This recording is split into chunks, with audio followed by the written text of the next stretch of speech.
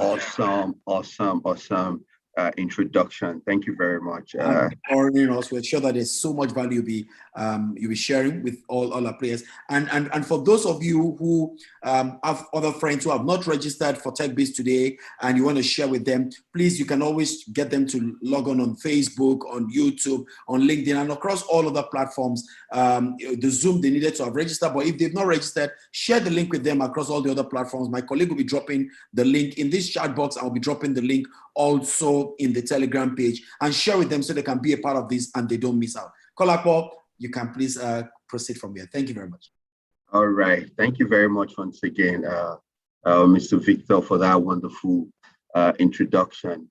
And I must commend the great work you're doing at EIC, Eco Innovation Center as well, working with innovating startups to make sure they can reach commercialization. I think that's amazing. I mean, we need a whole lot of innovation support young people can have access to and build innovations. People run away from Nigeria because the problem is too much. But the reality is that those problems, they are opportunities that we can use to build innovative solutions to make our life better and be prosperous as a country. So thank you once again for that introduction, and all the team at EIC for giving me the opportunity to be here today to talk about how to predict the future of your market. And why I chose this topic is just to share ideas about what entrepreneurs, startup founders, even intrapreneurs, can do, what processes, what ideas can be adopted just to build better processes, to build businesses, and just to make the world a better place. That's the ultimate goal of being an entrepreneur. The vision: I want to make the world a better place. I want to change the world. And what can we do? What can we learn? What are these stories that we can learn from the past that can make us make this informed decision to create a better market, to build better products that people will love, and ultimately people will be willing to pay for, and transform the community as a whole. So just give me a sec.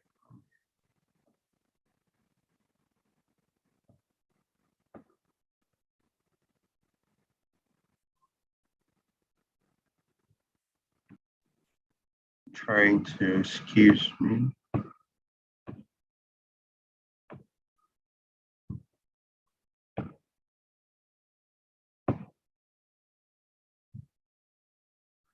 So I'm just trying to get my slide on. Excuse me for that.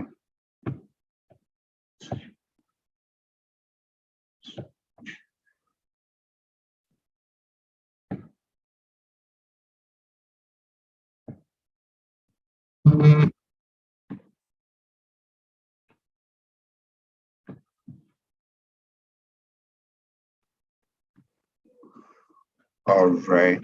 Please let me know if you can see my slide right now.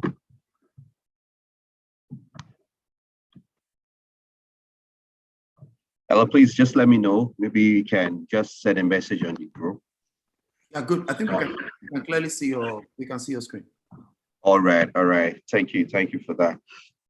Okay, so like I was saying, the essence of this webinar and what I'll be talking about is just to share ideas in terms of how intrapreneurs can make informed decisions to build better products and to build better processes, and ultimately to make the world, our country, our community a better place. And let us be real, okay? This is not a fortune-telling webinar, all right? As we know, nobody can really predict the future. Nobody even knows what is going to happen tomorrow, all right? There are weather forecasts every day that we check before we go out. Oh, it's going to rain, 70% chance of raining, 80%. And you go out and it's sunny. Okay, so the essence of this is not just to give a word or a guarantee into what is going to happen in the nearest future, but just to share ideas in terms of what we can do to approach the future, in a better way, and build better products ultimately. And I would like to start with something which we've all heard of or familiar with, which is the law of inertia. It's actually Newton's first law of motion, and it's very simple. The summary is that nothing happens unless we make it. All right. So an object continues in a state unless there is an external force, or an object is in a rest position, or else there is an external force. And I think this is very, very profound, not just in physics, but in the business world and even in our personal lives. And I think this is just very critical for entrepreneurs, business owners, and entrepreneurs to think critically about in terms of building products that the market will love, that the market will adore, that the market will be willing to pick out money from their pocket and pay for. And why this is important is because what we are talking about is what can be done to predict the future of your market. For you to predict, that means you want to grow. All right, growth is very critical. And as we all know, growth is a very essential part of startups. All right, based on whatever definition you're looking at a startup, growth is very critical. You can be running businesses in similar sector, but if you don't have a startup DNA, you can keep running your factory or your business in a market in Aja. And someone with that same idea, with a DNA startup, which is positioned for growth, the thinking and the approach of running the business will definitely be different from you. And that's why you have startups, a lot of businesses having a title, a C-level title called CGO. We now have Chief Growth Officer, all right? Because that is very critical for businesses to grow and to scale. And why I reference this to the law of inertia is that we are always in a state. At any point in building businesses, in building what is going to scale, what is going to be amazing, we are always in a particular state. But the question is, what can actually move us to the next state? What decisions do we have to make? What processes do we have to follow? What are the things that we have to do that will take us to the next level, you know, in terms of the growth we want to achieve, in terms of the revenues, in terms of the funding or the amount that we want to raise as a business. So let's come back home a bit, all right, in terms of the state of doing business in Nigeria, all right? We can go all day talking about the issues, talking about the challenges, how hard it is to run your business, how hard it is to start a startup. Okay, Nigeria, the policies are not friendly. The government can just wake up today and say, stop doing this, all right? There is power issue. You don't have the best of talent. You even employ people, they are not performing, they are not the best. You know, there are a whole lot of issues we can keep talking about for the next 24 years. Problems, issues of there's even a report by the World Bank about the ease of doing business in Nigeria, which is not very interesting at all. I mean, ranking at the bottom of the pyramid, maybe 160 out of over 117 countries in the ease of doing businesses. These are a whole lot of issues. At the same time, these are a lot of opportunities that can be harnessed to build better products. These are problems that can also be solved, all right? So it is important to look and try to understand the state you are in terms of what problem you want to solve, or what problem are you currently solving, and what is the opportunity in that space, all right? Right now, it's estimated that the population of Nigeria is going to double by 2050. And maybe by the end of the century, Nigeria will be the third country with the highest population in the world. That's scary. I mean, even right now, people spend 2 hours in traffic. So an average Lagosian spend like 2 hours in traffic every year. Imagine if that population doubles. And we still complain a whole lot about infrastructure, about things that are to get done. But the question is, in the business, in the sector that you have right now as a business, what can be done? What are the opportunities? The essence of predicting the future is to look about opportunities, that can make your community, that can make the country better for you, for your family, and for everyone. So the economic outlook of Nigeria, service sector grew by 9% this year. We still have issues when it comes to unemployment, right? 18 states plus the FCT have an unemployment rate of an average of 33%, with Imo State having the highest rate of unemployment. That's big issues, all right? If you look at that, but at the same time, those are opportunities in different sectors, in human capital development. There are countries that don't even have as many resources as we do in Nigeria, but there is a lot of investment in human capital. And that has positioned those countries to be the first world country, in quote. And we are categorized as third world country, irrespective of the mineral resources that we have. Inflation, big issue, right? Over 17%. We talk about exchange rate every day. I mean, the last 4 weeks, maybe or 4 to 8 weeks, a dollar to a naira has moved from maybe like 500 to like 550. And that keeps happening every day. Everybody is scared. Hey, what's happening? Because the country is still what? We are still an import-based economy, all right? Revenue of the country mostly comes from crude oil. We're very excited about startups, what we're doing, what we're facing. But I would like to let you know that we're just scratching the surface in terms of the opportunities that can be explored. All right. Like I mentioned earlier, the essence of having this conversation is just to look deep, and just trying to understand that there are opportunities everywhere. And that's one of the key things I just want everybody that has taken time to attend this webinar to take. One of the key lessons to take out, that there are opportunities for growth. As this problem will potentially present itself, there are underlying opportunities that can be explored in each industry, in each sector. One of the biggest issues we have right now is insecurity, right? People don't even want to travel by road again in Nigeria, all right? Because the insecurity is crazy. It's unbelievable what we experiencing right now. As crazy as that is an opportunity for building solutions, for creating innovations in security technologies.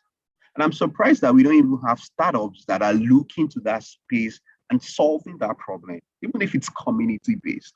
All right, you might say, okay, it's very complex to get government to sign a contract to build solutions. People have drones, or they are not interested in it. What if we start solving these problems, focusing on communities for a start? Those are opportunities. Another interesting company I would like to talk about is Babangona. And that company was found on the basis of the rate of unemployment in Nigeria. I think we were all aware of the story where over 40,000 Nigerians were crowded in a stadium for this coveted customs job.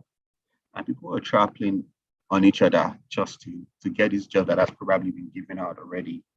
And that inspired the founder in such a way that if this trend continues in the north, this will probably lead to more insurgency. And the business model of the company was founded on how can we get more people interested in agriculture, for example. People are running away from agriculture right now, which is where everybody should be running to right now. And there are a whole lot of issues influencing that in terms of, okay, locally, insecurities, big issues, and all that. But at the same time, you have a company that is looking inward, that is still trying to solve that solution. Based on the data available, based on the growth, based on all these projections, there are opportunities to build innovative solutions in any particular sector or industry. And that is one of the key things that is critical to building something that is sustainable and something that will continuously have value in the future.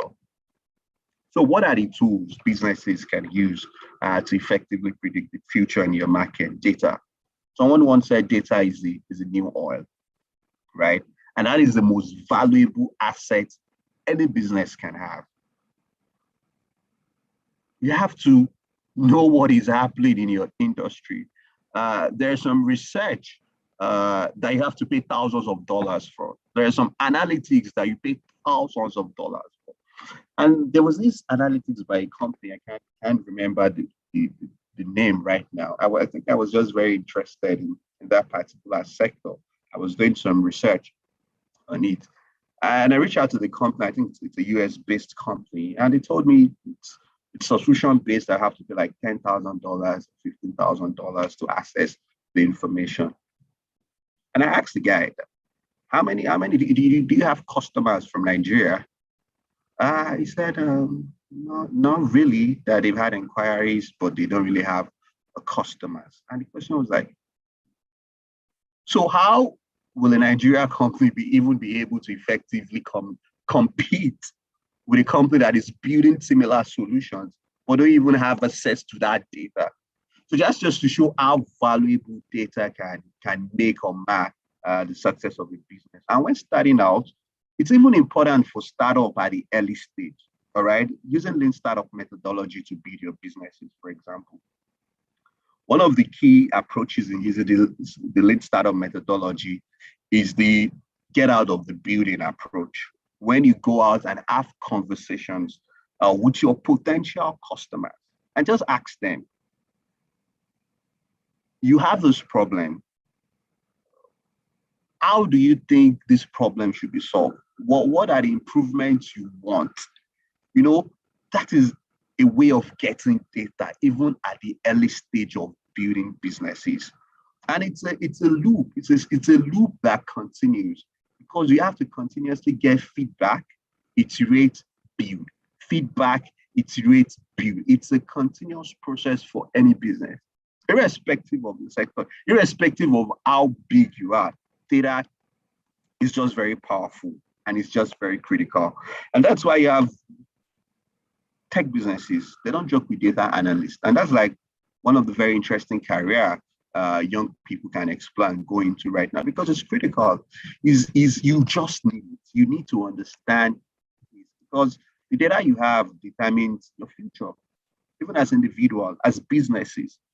So it's critical when you're building, even if you want to commercialize your product, if you're at an idea stage and you want to even validate that product, you know, what is your approach of capturing data? And is it just a continuous process? So this should be a continuous process, right? It shouldn't be one-off, all right? Customer feedback, very critical. What do they want? Are you actually listening to your customers? And I was having a conversation with someone, one of my friends here in Lagos. So in 2014, 2015, I was building a startup. It's an audiobook company. We call it Talking Books. So the essence of the company was to make reading easier for students, for example. That was our goal. And we wanted to do this by using TTS, text-to-speech technology. And so students can convert their notes to MP3, they can listen to it. And we thought of adding text as well. So this is like a bimodal way of learning or reading. So you listen and you can read at the same time. And based on research done, people assimilate better, you know, when they consume information bimodally than by just maybe listening alone or reading alone. So we thought, wow, this is a very amazing idea. So we used the lean startup approach. We actually wanted to validate that idea. Yeah, and we're in Yaba then. And we went out of the building, right? We had a conversation with students in Unilag, what's the name of this other institution in Yaba? Quite a number of them, just to understand, hey, how do you read? How do you consume information? What was the process like for you? And guess what? Guess what these people were telling us? Yeah, I read with my students. At times I go for practice. We have a club. We do this on WhatsApp group, blah, blah, blah. All right, what do you think is the best way you like to consume information, you like to read? Guess what they said? Most of them said videos. Videos. I would love videos. I mean, I watch YouTube. Video is just a very amazing way for most of the conversations we had, with the students. Then that was a solution they were interested in. And we were thinking of building something on using bimodal mode of learning, but they were not interested. But we didn't listen, right? But as you know, the idea failed at that point because it was even hard for us to get past the door with the lecturers and university, and we had to pivot into something else. All right. And somebody was mentioning U lesson. So when I was sharing the idea, the guy said, "Have you heard of?" I said, "Exactly. Someone else is gonna do it." I said, "Okay." I had direct feedback from the customers years ago that this is what they wanted, and I refused to listen. I didn't build it. Yes, down the line, you have a similar solution in the market. All right. So, what I'm just trying to talk about is the essence of data. And it's not just about having access to this data, it's about using it effectively. So, if the market is telling you something, ignore it at your peril. So, data is very critical and it's one of the most valuable assets the businesses can use to predict the future. All right. But there is a counter to that in some ways. Like you might have all the data in terms of what the market is telling you, and you might still be the product and the product will still fail. All right. Yeah, that's possible. A typical example in a book I read some times ago, Prospective Paradox, was about IBM trying to go into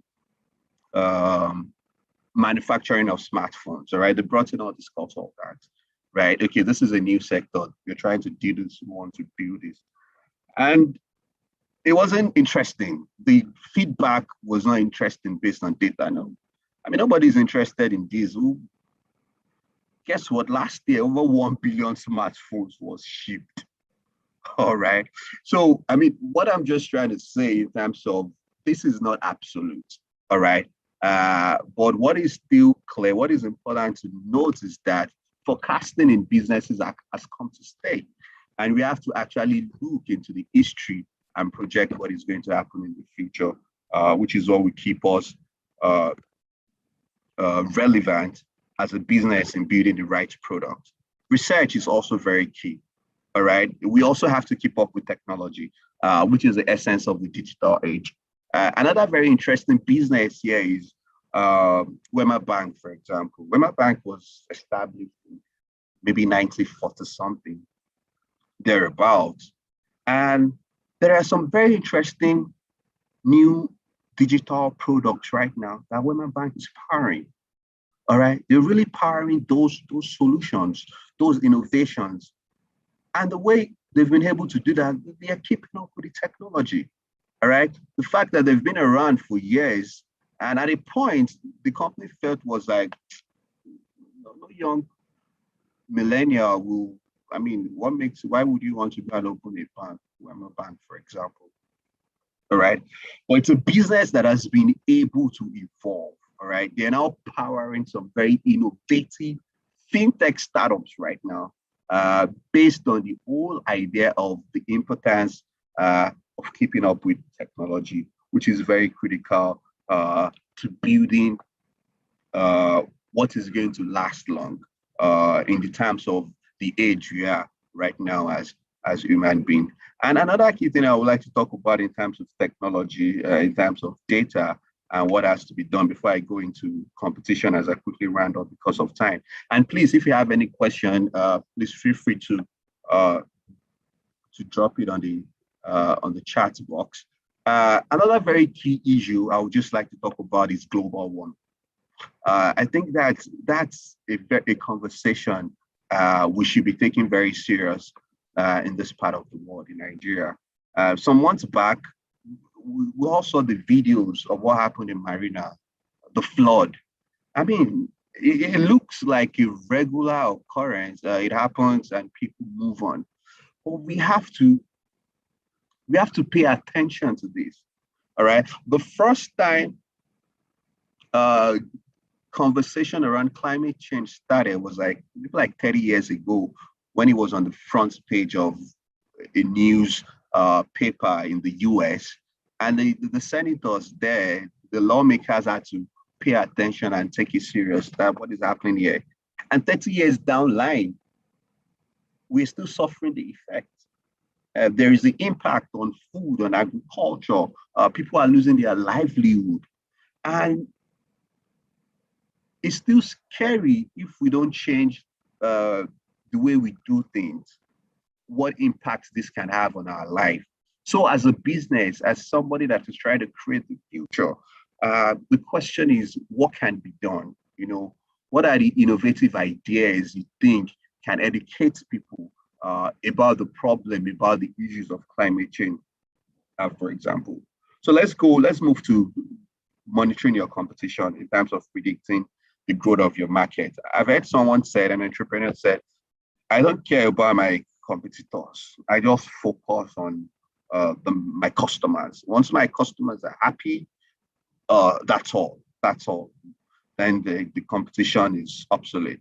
Yeah, that's right. Absolutely. Focus on your customers. But don't forget, there are lessons you can still learn from your competitors.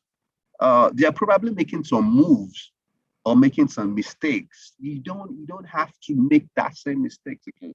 All right. And try to understand what they do, how they think will help you come out with better strategies that can help you improve, build better products uh, in your market. So when I was talking about data, another very interesting thing I would like to talk about as like a counter to all these ideas and how future markets can be created is the market creating innovation, which was actually referenced in a book by written in collaboration with the Nigerian FOSA. I recommend the book. And this is very, very interesting uh, because it's like a counter to all these ideas about how the market or how the future can be predicted in your market because there are actually non-consumers when you're building a product. All right. So there is a particular segment in any community, in any country that are actually non-consumers for a product, and that can be at any time. All right. And people might not be consuming a product for so many reasons. Or it might be expensive, uh, their education level might not be up to that. And people can actually build products that can solve this problem. And a typical example in the book is Indomie noodles. For example, when Indomie noodles came to Nigeria in the 80s, people were saying, why are you feeding us with worms, for example? Because it's not even in the culture. I don't know any tribe in Nigeria that Indomie is their favorite food. All right. So it was like, why do you want to be feeding us with worms? That was like the feedback. But they kept at it. All right. And the value proposition for them, for example, is there are a whole lot of people that are living below $1 a day. Uh, there are a whole lot of young people that are getting married. So women are taking in more responsibilities. So can we create a very simple meal that can be cooked in less than 3 minutes? And that was the value and can sell for less than $1 or less than $0.002. All right. That is affordable and easy to cook. And I stayed at it. I think there was a point in the history of the company where they wanted to shut down. But to cut the long story short, we all know of Indomie noodles right now. They created a new market. And after that point, you've had a lot of other companies, try to make stuff like noodles. All right. So why I'm referencing this is that data research, competitor analysis, great ways to understand and predict what the markets can be like. But ultimately, there are products, there are markets that needs to be created as entrepreneurs that requires grit because there is no data for this industry. There was another story about the insurance industry in a country where poor people don't buy insurance. And the company invested in that. They are making billions right now. But as at that time, it was crazy. It was a stupid decision, all right, to want to invest in that particular industry. So I'm just referencing this for us to just look critically and not just to be lost with the essence of focusing on data research and all that, and to also look deeply to see opportunities for new markets that can be created. Thank you very much for listening. I hope you've enjoyed and you've been able to pick some lessons from what I've been able to share.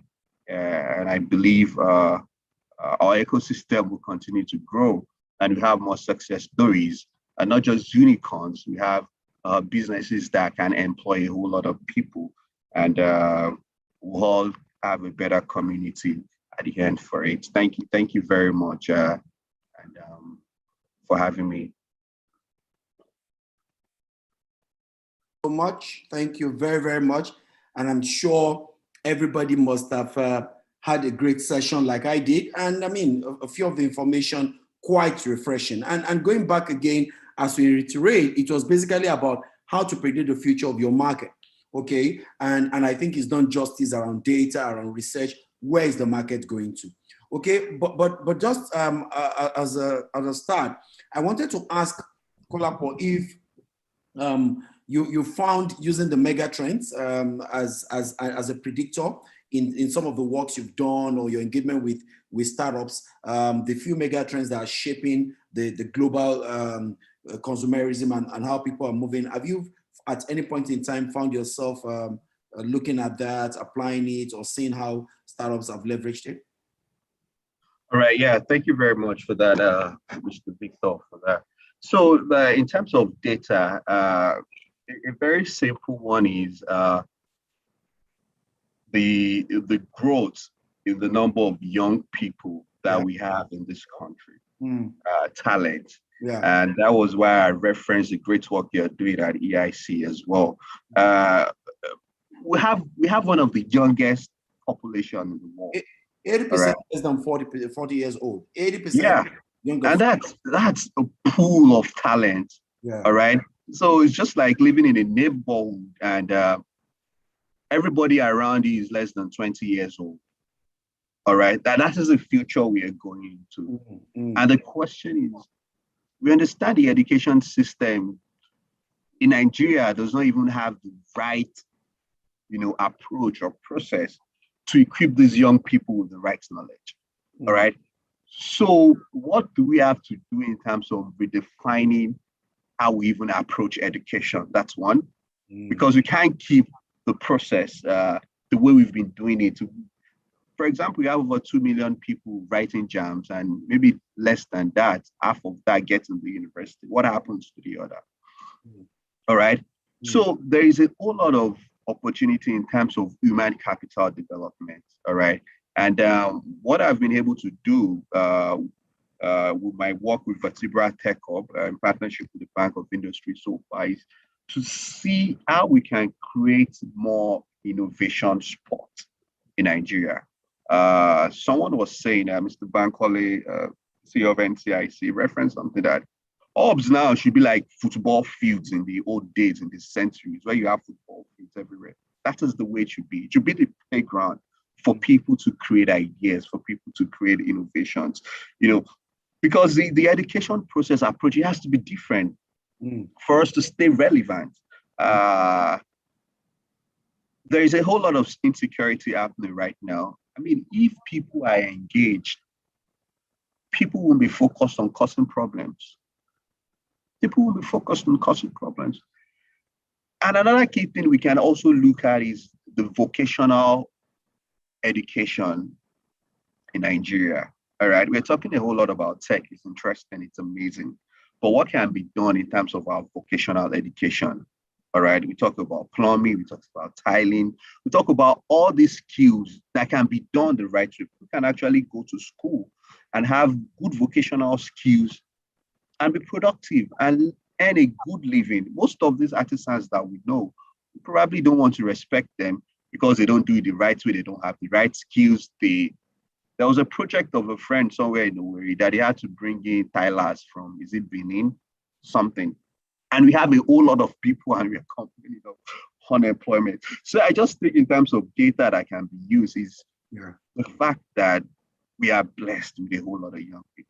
Yeah. And the question is, how can we develop that? What are the processes in terms of making sure we have the right knowledge that can make us competitive anywhere we go in the world as a global citizen? Oh, that's great. Thank you so much. I think we can do a lot with what we have, is what he's saying, and we need to have new approaches to the things that we do. And I think a question has come in before I come back again. He says, is there an app that can be used to predict our business after collecting feedback or data? I think it's more around analyzing data and around feedback and research. I don't know. Kolapo, I don't know what you think. Yeah, so there is, so it depends on the stage of your businesses. For example, I think there is this software, Techbiz, that can be used. It's a data analysis software that can be used. But when starting out at a very early stage, you can use a simple tool as simple as an Excel spreadsheet, all right? It can be as simple as that in trying to collect data and trying to understand a simple question. Maybe, where are your customers coming from? Maybe that's the data you just want to understand. I'm spending money on Facebook, I'm spending money on Instagram, but I want to know, where are my customers? Maybe that's the insight you want to capture, as data. I mean, you can use something as simple as a spreadsheet to start off with that before you start using some other complex modeling to do data analysis. Great. Thank you so much. And of course, should you need further clarifications, feel free to drop a note further question, and I'm sure the speaker today will be able to help. I mean, just to also enlighten again, for those of us who can check, I will get my colleague to drop, I think there's this link that I'm trying to just get for us. And basically, what this does is it allows us to be able to forecast. Copy. It allows us to be able to forecast. I think for quite a number of us, what we need to do is, so I posted this link, and I hope I copied it right. And it tells you about the global consumer trends in 2030. You can check what the global consumer trends in 2021 is. And there have always been 7 mega trends. We call them mega because they are market shaping. And if you check this link out, you'll find that there are some specific things that defines how you should position. The challenge I think I have with quite a number of entrepreneurs at times about achieving commercialization is that we're solving for the problem that the world has overcome. You are solving for a world of convenience. It's like somebody working for a cyber cafe. You are trying to set up a cyber cafe when everybody has moved to their smartphones. You are trying to solve using SMS when people are talking about 5G. And that's why it's always, because I see someone saying, it's about ability to predict, app and all that. He said something, the speaker said something very instrumental. Go out there and ask, get out into the market and ask, research, data. But above all else, check where the world is going. There are thousands of data that you can check. He talked about the population growth. We're going to be 400 million by 2050. 400 million is a scary number, because when you even see what Lagos is right now, with what it is, you are so afraid. You are asking yourself, do people now need to start going to the Atlantic, although we recover part of it? But you are asking yourself, what else can we do? You see the huge migration happening there. Imagine that population doubling. And when it doubles, Lagos will not double at the normal pace. Lagos will more times quadruple, because it's the fastest developing city. And, so when you look at all those information, what does that allow you solve? What ideas come into your mind? If you look at, for example, one of these mega trends for 2030, because we're in 2021 and it's gone, in 8 years, what is going to be shaping our world? That's what you should start solving now. In 2024, what will be shaping our world? They're talking about collectivism. People want to, first of all, he talked about wellness. And you begin to see that if you are health conscious and you're pushing something around gymming and around dieting, whether it's a blog, whether it's an article, whether it's food, you're already on the path of a trend that the world is embracing. I mean, I run an advertising firm where I've consulted for brands. Some of them are calling brands the last decade. And you find out that there's also a shift and a transition for many of them to, more healthy drinks, making sure there's no sugar in their drinks, even from alcoholics. There's a global trend. I'm presenting from you from central London, and just about 45 minutes ago, I had to grab a meal in a McDonald's, and I walked in there, and I'd never, in Nigeria, I'm never used to seeing Sprite with 0 sugar. And I saw for the first time on the order, I was ordering for Sprite, and the Sprite was 0 other Sprite. And what this tells you is that as you even move in the developed world, the idea about wellness, well-being, it's a mega trend. How do we key into it? Knowing fully well that, of course, all our own doctors have even left Nigeria. Everybody has gone. So there are no doctors. We're not sure if there will be nurses anymore because they're even better paid than the doctors. All pharmacists are gone. There's going to be a big issue around health and wellness. What are you solving around that? What is the startup thinking about? What problems are you gathering? So that you can now come to hubs and we can accelerate and all. But your ideation needs to be situated so that you can predict your future. And when you look at that, also the impact of technology. Many people also, we undermine technology. Is one of the mega trends, of course, urbanization, collective bargaining, and all that. We are seeing all that come up. And I think you should just check this thing and read a few of these points. You'll find that many of these things are defining the world of the future. You have to be there. You cannot, isolate yourself when it talks about things around, for example, collective empowerment. And you see, companies around the world are making their voices heard loud and clear in the push for equity, agency, and rights. People want to speak up. We've seen that social media has trotted out. Everybody has a say.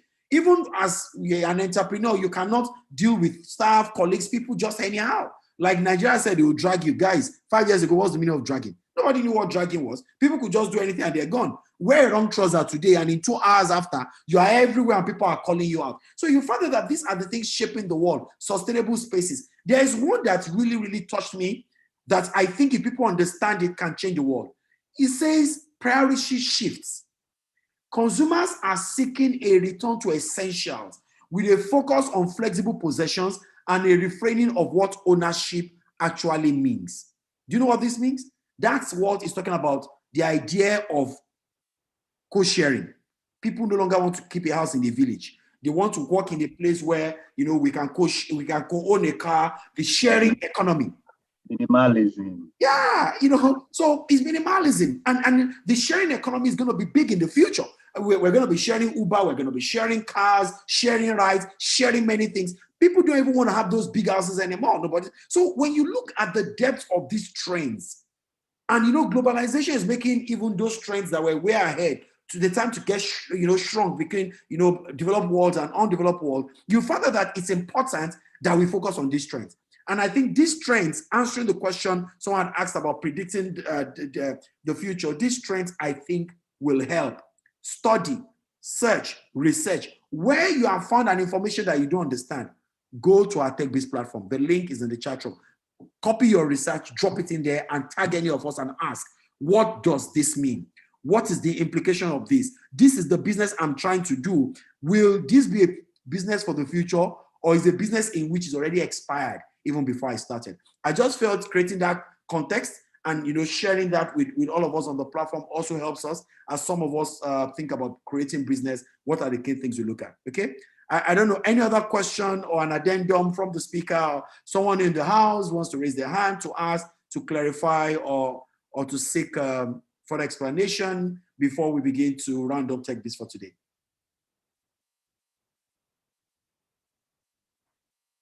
Yes, someone has dropped the link for the Techbiz community, and anything you stumble upon, and you need to ask, always feel free to drop the questions there and tag any of us that you think you want us to add value to you, and we think we should. And of course, drilling down also to these mega trends, it will be good you understand, like he had also mentioned, the mega trends in Nigeria, food, population explosion, urbanization. Everybody might do is in Lagos. Okay, that's why I can't change in the bikers and all that. We look at the mega trends that are shaping Nigeria and the difficulty, and begin to think of solutions that will help. because where there's so much of those confusions, like the speaker has said, there we think there's the interchange of where opportunities lie. Okay. So I don't know, a final parting word from the speaker for today before we begin to report. Any final parting word, anything you want to just share with everybody on the platform, and they're listening to you across YouTube, LinkedIn, Facebook, and of course here on Zoom, we have people logged in across the platform. So any parting word from you, please.